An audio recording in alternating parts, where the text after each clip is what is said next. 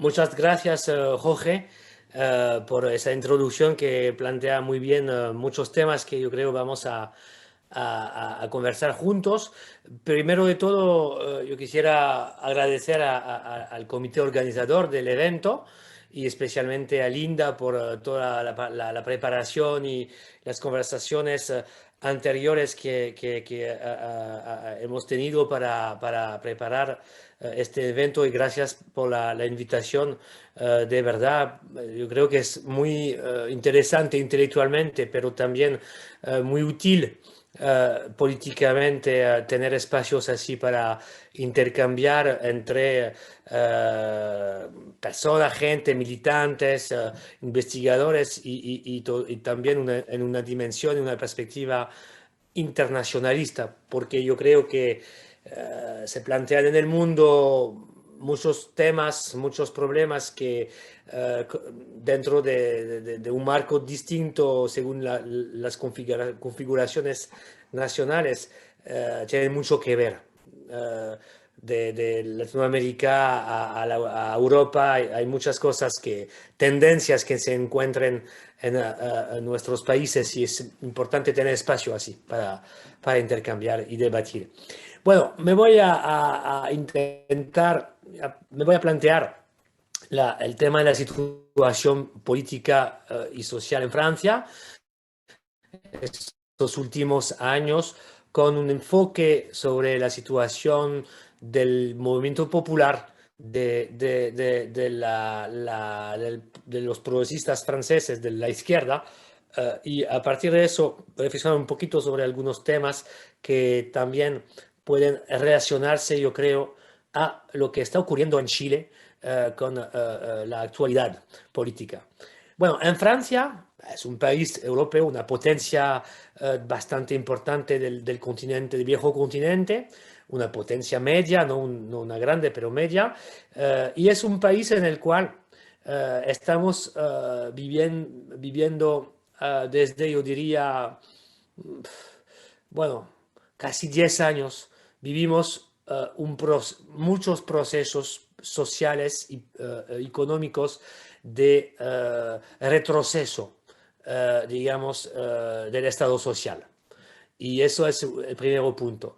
Aquí el Estado social es un paradigma político, democrático y social que forma parte digamos, del patrimonio común de los franceses, pero este Estado social ha sido mucho atacado desde mucho tiempo, pero sobre todo, yo diría, en el curso actual desde los años 2010, enseguida del impacto de la crisis financiera internacional del 2008.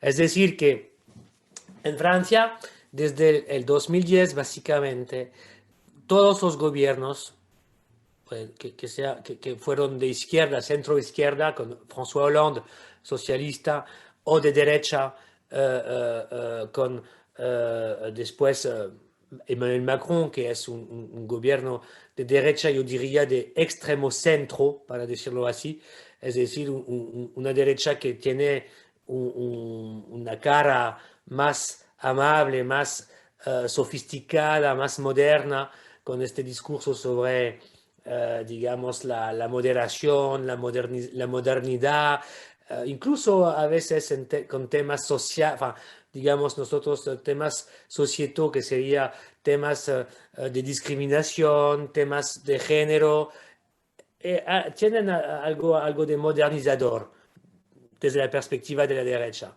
Pero en lo económico y lo social estamos claramente con un gobierno tradicionalmente de derecha, neoliberal, austeritario, y así es. Entonces, hay una continuidad desde 10 años, continuidad digamos, de retroceso del Estado social, de cortes muy fuertes en los servicios de bases, en los servicios públicos franceses, muchas cosas que conocen ustedes obviamente también en Chile, en Latinoamérica en general,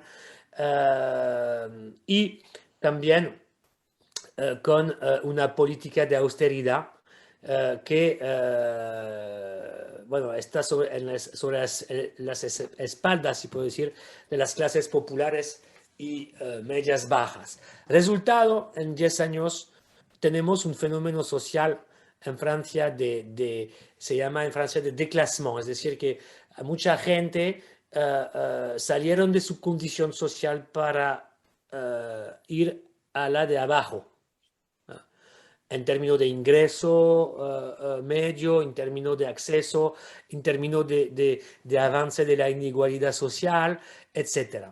Eso ha provocado en Francia una reacción de la sociedad.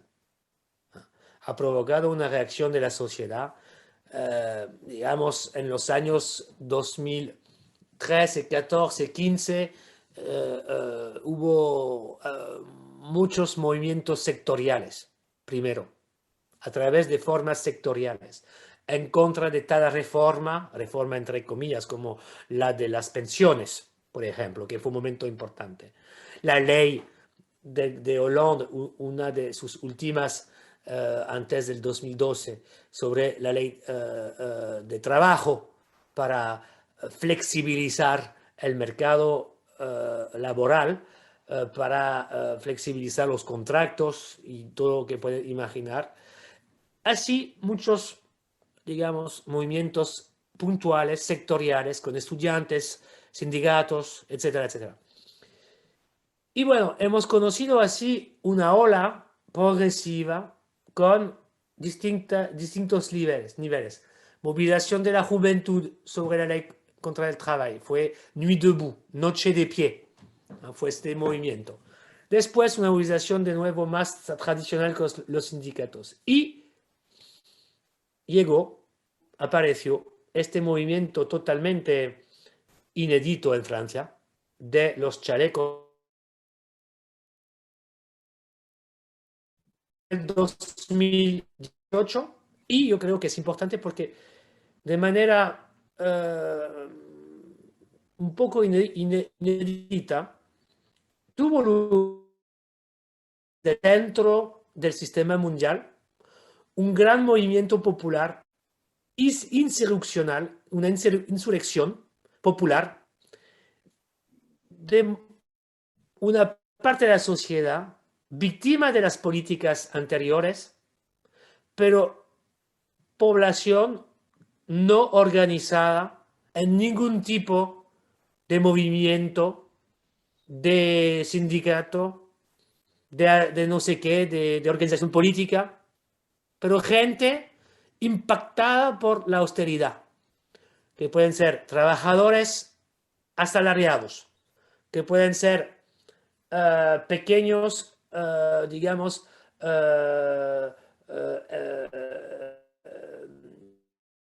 empresarios, pero como trabajando en negocios, pequeña, la gente del mundo del sector privado, pero comercial pequeño. Pueden ser campesinos. Bueno, esa gente viviendo en las periferias de las ciudades centrales, muy importante, algo con un clivaje entre la ciudad y el campo, la gente que vive en el campo, la gente que está invisible, digamos, en la narrativa del país, que sea en los medios de comunicación, que sea en el mundo político, el mundo de la izquierda organizada, todo. Bueno, esta gente no fue parte de eso. Y llegó, explotó como un movimiento de una fuerza increíble, por razones sociales sobre todo, en contra de este gobierno, en contra de la política en general, como forma como mecanismo digamos, de mediación entre la sociedad y los poderes reales, económicos, financieros, las élites, con un discurso súper radical en contra de todas las formas de representación, de representatividad política en la democracia liberal, con una crítica fuerte en contra de la democracia liberal, de su forma liberal, de su forma de delegación y en contra de todos los partidos. Y eso fue inédito.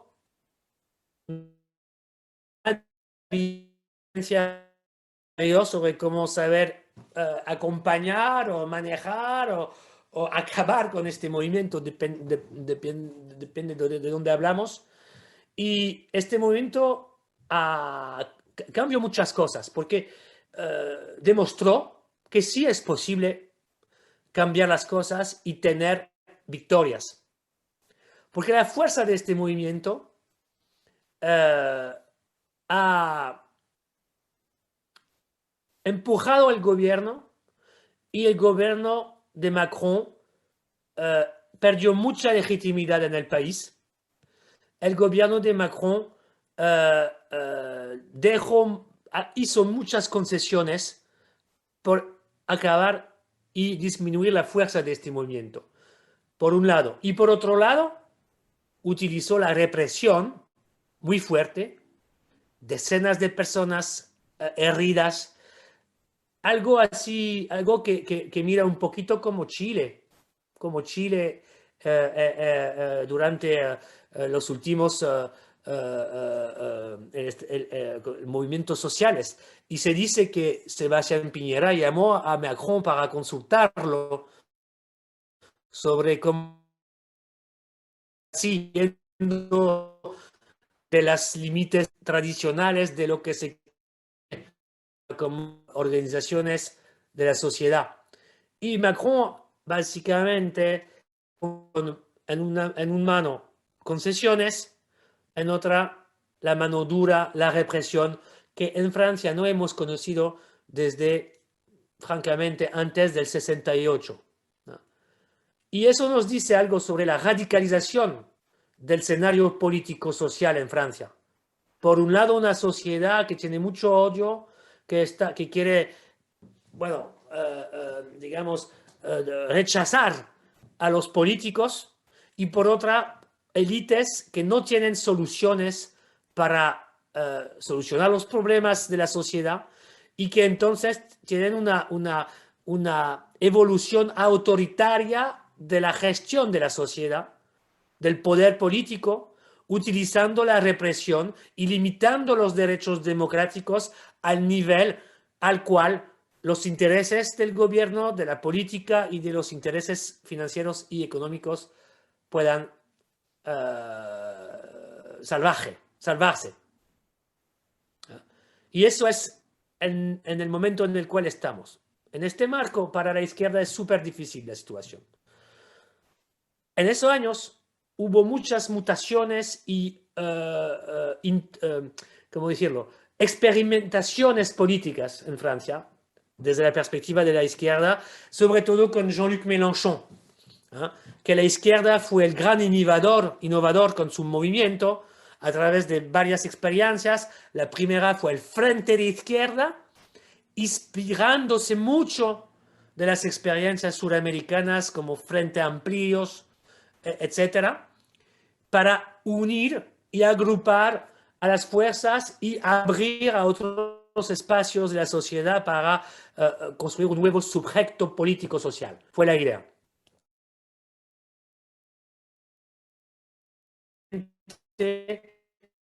Y hubo eso. Con esta, logramos mucho porque en el 2012 Mélenchon salió a la izquierda de su situación de marginalización política y después ha podido ampliar el esfuerzo con Francia Rebelde, France Insoumise. Y en el 2017 Mélenchon llegó a la tercera posición, por la elección, la cuarta, disculpe, pero con casi 20% del voto, fue histórico por la izquierda.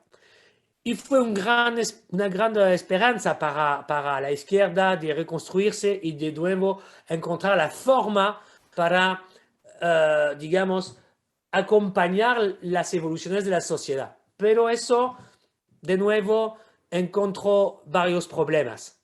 Para resumir y no tomar demasiado tiempo, yo diría que hubo en el plano político la France Insoumise, a la izquierda y hubo los chalecos amarillos, movimiento de base, rechazando la política, incluso a la izquierda, y es la conexión, la articulación no funcionó. Eso desde abajo. Porque el nivel, yo creo, de desconfianza en la política como posibilidad concreta de solucionar los problemas y manejar el curso del mundo, esta creencia, porque la política es también una creencia, ¿no? Es una forma de proyección mental sobre la posibilidad que la política pueda actuar realmente sobre las dinámicas. Esa creencia yo creo, disminuyó mucho en Francia. Hay algo como si la política no podía finalmente asumir su papel de los años, décadas y siglos anteriores. El post-político, la post-política, algo así. Y precisamente para la izquierda, que necesita politizar la gente para poder actuar, es un desafío mayor. Y entonces la conexión entre ambos fenómenos no tuvo lugar. No tuvo lugar. La derecha, después de una primera derrota moral, derrota política y todo, las estructuras del Estado y del poder tienen también su propia resiliencia y han podido resistir esperando su momento con campañas en contra de los líderes políticos, de la izquierda, de France Insoumise, de Mélenchon, la represión con el movimiento y poco a poco, de nuevo, el balance se fue a favor de un statu quo. Y estamos en este momento en Francia, pocos meses antes de la elección presidencial del año próximo, y con la crisis sanitaria, que es como una exacerbación de todos los problemas políticos y sociales, y la extrema derecha, súper fuerte, que podría ganar en 2022. Es una posibilidad. No digo que se va a ocurrir, pero vemos que hay algo de tendencia mundial, como en España, en Madrid, por ejemplo, como los estados con el trumpismo, como Bolsonaro, como Piñera, Duque, etc. Sabemos que este odio de derecha puede también obviamente cristalizar otros sectores, ¿no? Con identificación de razones para explicar a los pobres y a la gente por qué la situación es tan dura para ellos. Por ejemplo, en Europa el tema del migrante, ¿no? El que toma tu trabajo, el que tiene los dineros del Estado cuando tú no lo tengas, etcétera. Y estamos en este momento en Francia. Yo creo, para concluir, que hay muchas cosas que cambiar y yo creo que algo que hay que cambiar en Francia como en otros países es básicamente el sistema político como tal, el régimen, para dar una posibilidad de reconstruir una relación y una legitimidad de la política como forma humana de manejamiento del ecosistema humano, ¿no? Y en este sentido, yo creo que lo que está ocurriendo en Chile con el proceso constituyente, hay muchos debates sobre este proceso y su implementación, pero algo que pone al centro de la mesa la soberanía popular como dinámica para finalmente intentar contestar a esos desafíos es algo bastante inédito en el momento en el cual estamos en el mundo y creo que hay muchas cosas que aprender de este proceso. Veremos el final, si es positivo o negativo, pero yo creo que es uno de los caminos que tenemos que encontrar en Francia también para intentar restaurar finalmente esa legitimidad política. Gracias. Bien. Muchas gracias, Christophe. Tú has puesto el dedo en la llaga. Pasamos entonces a Lautaro. Tiene Lautaro 15 minutos.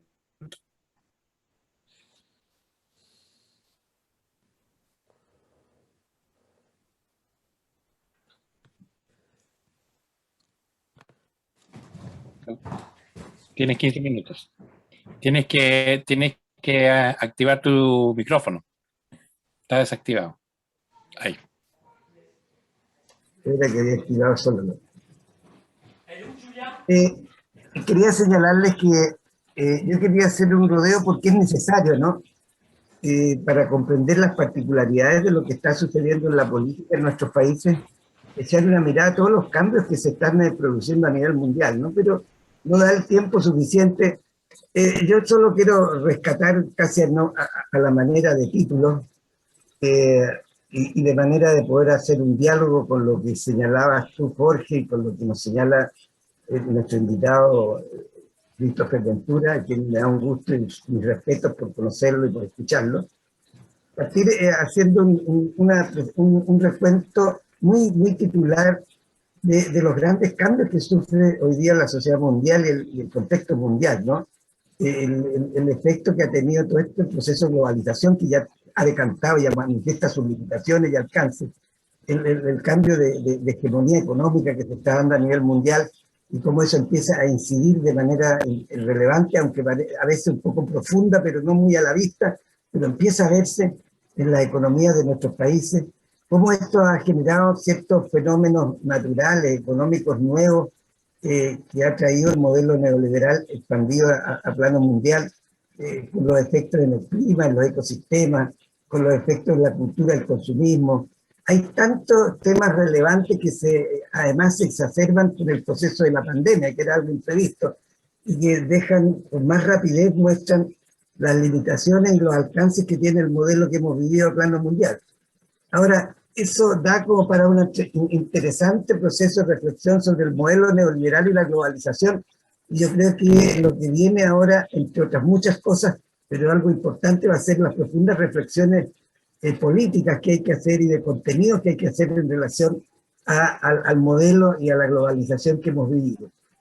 Pero tengo que centrarme más bien en lo que ha pasado en Chile, porque lo que yo quiero poner algún arriesgado alcance es a ciertos elementos de cómo poder reaccionar frente a los procesos que estamos viviendo, en particular en Chile, y que por lo que he leído y ha escrito Christopher Ventura en relación a los movimientos sociales, rescatando una visión más allá de solo Francia y echando una mirada más global, coinciden muchos aspectos interesantes con lo que estamos viviendo acá y nos plantea las mismas dudas que él deja escritas en sus planteamientos y el riesgo de hacer algunos alcances me parecería oportuno. Yo por eso señalaría que lo primero es que en realidad este gobierno de derecha vive desde antes, se anunciaba un escenario de cierta crisis económica y ya manifestaciones evidentes de las insuficiencias que nos dio el modelo de extremo neoliberal que sin ningún contraposición ni sin ninguna limitante se ha desarrollado por muchos años, más de 40. Entonces, el movimiento social inaugura en realidad los movimientos sociales, en particular el movimiento social juvenil de los estudiantes del secundario, inaugura un proceso eso sí muy radical, que venía incubándose, como lo recordaba Aguilar en las expresiones anteriores y lo anticipaban también otros exponentes. Pero sin duda se desata ahí un proceso mucho más masivo. Es impresionante para los que hemos vivido en Chile y nos hemos dedicado a la lucha social y política, decir con toda claridad, no, esto no se había vivido. Que se reunieran millones de ciudadanos chilenos en las calles a protestar. Es un proceso que además con la particularidad de que no es convocado por las orgánicas políticas, sino que son convocados por montones, cientos de pequeñas agrupaciones y grandes agrupaciones de ciudadanos detrás de distintas temáticas. Esto a nosotros nos debe, quizás ya nos hemos ido acostumbrando, nos parece natural, pero es importante rescatar que es algo particularmente nuevo. Las protestas en Chile fueron muy concentrada en los años de dictadura, en la lucha antidictatorial en las comunidades suburbanas, en las poblaciones pobres. Esto involucra a todo el mundo. ¿Y qué es lo que provoca eso? Que el gobierno, que estaba en un grado de incapacidad para enfrentar las dificultades económicas que ya se avisoraban, entra en un proceso agudo de crisis de legitimidad y finalmente en la práctica casi deja de gobernar. Ese proceso social que vivimos con millones de gente en la calle genera finalmente una crisis que obliga a los espacios institucionales de la política el 15 de noviembre, amenazados en la institucionalidad, a reaccionar. Y se convoca una constituyente que a los pocos meses, en su desarrollo del proyecto de constituyente, nos damos todos la gran sorpresa de que el 80% de la población chilena apoya el plebiscito y apoya el proceso constituyente con una mirada de cambio. Sin embargo, se desata la pandemia, pero los procesos quedan contenidos en alguna medida, porque igual se han manifestado de distintas maneras creativas esta voluntad de ruptura con el status quo y de la búsqueda de un cambio profundo en la sociedad chilena. Hay lo acompaña esto una ruptura del mundo social con el gobierno que es radical, que no es transitoria, que no es circunstancial, es profunda, es emocional, pero se hace en el marco de un rechazo generalizado a los partidos, que también son elementos comunes que también Ventura nos acotaba, con una particular desconfianza en el Parlamento. Los movimientos sociales en realidad se mandan solos. No hay liderazgos políticos que ni siquiera le insinúen un cierto diseño, una cierta estrategia, un cierto quehacer. Se agrupan temáticamente, participan de manera asamblearia, libre, sin delegación, se deja a un lado un poco la delegación o se restringe mucho, y si se organizan independientes en cada territorio de las organizaciones estatales y partidos, de los partidos políticos. ¿Dónde se unen los movimientos sociales? Una particularidad, solo en la calle. No hay una articulación madura de los movimientos sociales entre sí. Surgen liderazgos potentes que pueden constituir un recambio del liderazgo en este país, pero también surgen liderazgos con rasgos autoritarios y mesiánicos. ¿Ya? Hay también un proceso ahí complejo. No cuentan estos movimientos sociales con una propuesta estratégica o una mirada global, sino más bien ven un fin en sí mismo, en sus propias organizaciones y en su voluntad de conseguir sus aspiraciones parciales. Y surgen, crecen, se debilitan, mueren, vuelven a nacer. Hay un proceso oscilante que, claro, puede estar influido por las circunstancias de la pandemia y otras. Pero llegando hasta acá, entro en el tema que a mí me parece importante de abordar es, bueno, ¿cómo nos entendemos con esto? Para los que venimos ya y conversando un poco con Jorge, con una formación más ortodoxa del pensamiento de la izquierda de los años 60 y 70, claro, esto no lo resuelve ni está vigente una mirada puramente electoral de la política y de alianza y conciliaciones que nos lleven a pequeños logros y mejoramientos en las condiciones de vida del país, sino que estamos hablando de cambios muy profundos. Aquí la sociedad chilena se está planteando el propósito de un cambio profundo, ¿ah? Que solo podrían resolverlo las miradas revolucionarias más radicales de antaño, pero que también están fuera de realidad, como es las salidas insurreccionales o la guerrilla, que se plantean destruir un poder establecido para montar otro. Aquí lo curioso es que se está planteando un cambio muy profundo, sin embargo no existe a la mano estrategias muy definidas, muy elaboradas. ¿Y qué es lo que queda claro? Para ratificar el tema asociado a la profundidad del cambio. Aquí queremos una nueva constitución. Es recuperar el Estado para la nación chilena y no para el servicio de las corporaciones transnacionales, que el modelo de la globalización a eso nos ha llevado.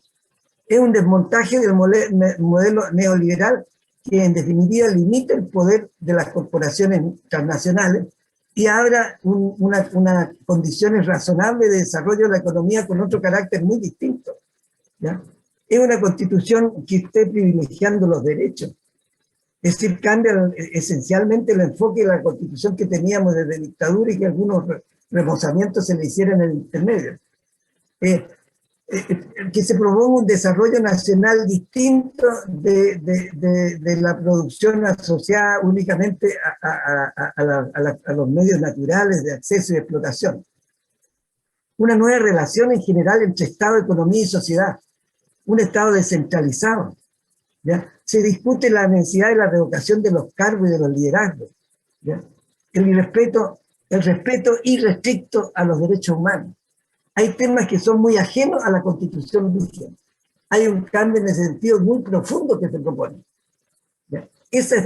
La aspiración es de una profundidad que es inimaginable. Y es entendida de mayor o menor medida con distintas formas de aproximarse por la población, por la ciudadanía, por la gran mayoría. Ahora, el tema es que la profundidad de los cambios que generó el modelo neoliberal impuesto por tanto tiempo en Chile y con todos los recursos que el desarrollo de una economía objetiva se logró desarrollar una economía con la gigantesca inversión extranjera que llegó en los años 90, generó ciertos profundos raíces que nos plantean también como una de las tareas importantes, no solo trabajar el tema de la Constitución como una gran tarea del presente, sino también empezar a reflexionar sobre cómo incidimos en la modificación y la recuperación de nuestros valores originales más sentidos. Por ejemplo, el de la solidaridad. Cómo combatir la herencia neoliberal de los valores del individualismo, el consumismo y una especialización absoluta en la vida cotidiana, uno determinado por las profesiones, pero sin tener una visión más global de la vida ciudadana. Cómo alcanzar una equidad de género, rescatando eso que ya ha ganado mucho terreno. Cómo promover un esquema de la tolerancia en la conducta y en la convivencia. La colaboración. Cómo generar espacios efectivos y promocionar mecanismos intensos de participación. Hoy día los instrumentos de la tecnología dan procesos increíblemente grandes. La tecnología no nos pone límites. La necesidad de generar el conocimiento, más que el solo consumo y la vida, digamos, en torno al lujo. Es cómo ponerle límite a la pobreza y a la riqueza. Cómo conseguir y desarrollar valores que nos permitan comprender en toda la ciudadanía el valor no solo del ser, sino de la naturaleza. De una libertad global que nos permita influir en nuestro continente para poder interactuar como se está dando de hecho. Cómo generar una cultura que nos permita entender que la democracia puede ser, pero semidelegada, no puede ser plenamente delegada.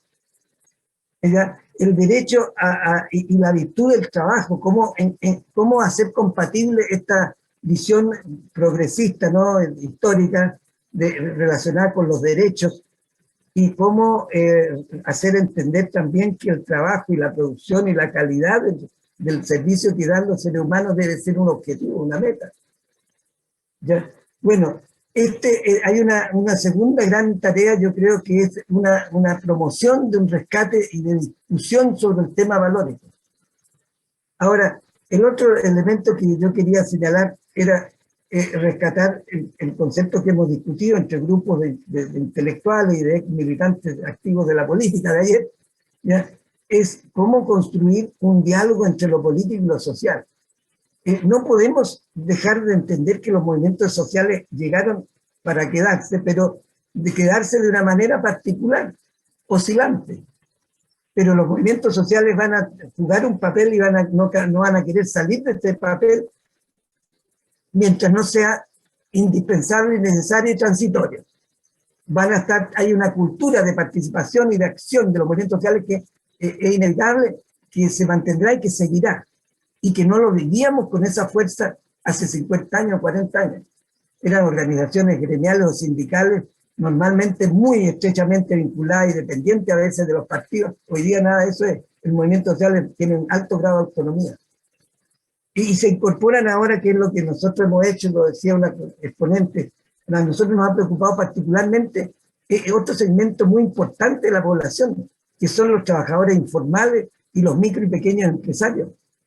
Este es un segmento que suma millones de ciudadanos en Chile, no solo ellos, sino sus familias y los empleos que otorgan, y que son víctimas completas del modelo neoliberal. y que se deben sumar y se van a sumar como parte de los movimientos sociales, y que tienen una particularidad. Los sectores del comercio y del transporte, bueno, ayudaron a que cayera el presidente Allende. Son fuerzas muy importantes en la vida, en la rutina de una sociedad como la nuestra, y que estén al lado nuestro nos dan una tremenda potencia. Es muy importante tener este sector que está proclive, que quiere, que está siendo una de las víctimas más tremendas, como lo escuchábamos en la descripción que nos daba Janine. Entonces, ¿cómo construimos esta gran unidad social y política? ¿Cómo construyéndola conseguimos una mayoría estable, sólida? ¿Cómo no vamos a crear un vínculo ciudadano-consumidor-trabajador? Hay temas nuevos como ese y termino en los últimos dos. Necesitamos otro concepto de partido. Las nuevas tecnologías abren otras formas de comunicar y decidir. Se puede hacer una delegación limitada. Existen los medios tecnológicos. Esta pandemia nos ha permitido a nosotros tener mucho más intensidad en la interacción política, gremial, social, que antes. ¿Por qué? Por el Zoom, el Meet, las tecnologías, el WhatsApp. Estamos íntimamente vinculados mucho más que antes. Entonces es posible una delegación limitada, con una participación mucho más plena y con control sobre las actividades de las autoridades internas y externas en el Estado que tienen los partidos, los nuevos partidos. Hay que concebir un nuevo partido social, digo yo, que no se propone, en este caso, desarrollar la gran misión de una guerra insurreccional, guerrillera o puramente electorera, sino que se puede plantear propósitos de cambios profundos en las sociedades, siempre y cuando se entiende bien con el movimiento social, y es un partido de nuevo tipo. Necesitamos otro tipo de partido. Finalmente, yo diría, y aquí sí que termino, lo otro que hemos nosotros discutido, necesitamos construir un proyecto político con desarrollo nacional y local, ¿ya?, que permita el desmontaje inteligente del modelo económico neoliberal. No podemos arriesgarnos a terminar como Venezuela.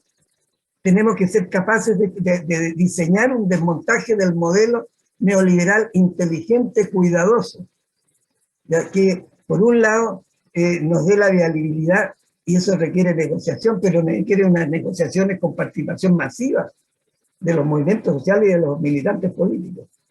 Entonces hay un proceso interesante que se debe traducir en un programa de transición construido a través de todos estos medios digitales y otros, y la lucha y la pelea callejera y todo, que nos permita unirnos en torno a una propuesta de cambio cuidadoso en el cual probablemente podemos llegar a construir una gran mayoría social y política.